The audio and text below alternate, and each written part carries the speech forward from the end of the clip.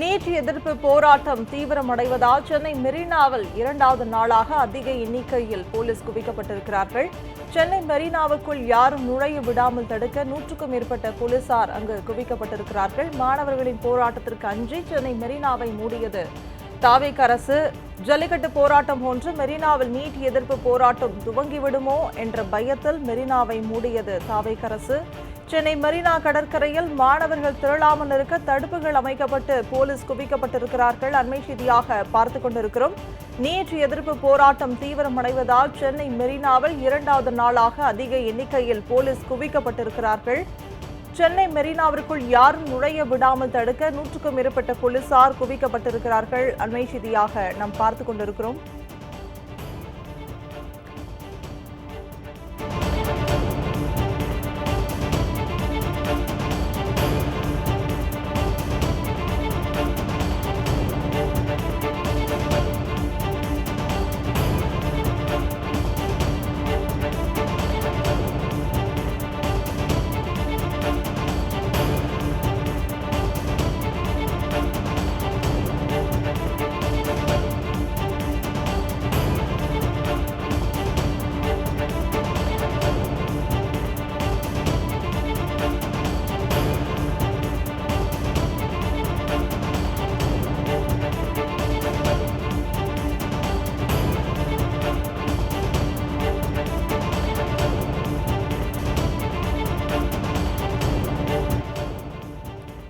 NEET எதிர்ப்பு போராட்டம் தீவிரமடைவதால் சென்னை மெரினாவில் இரண்டாவது நாளாக அதிக எண்ணிக்கையில் போலீஸ் குவிக்கப்பட்டிருக்கிறார்கள்.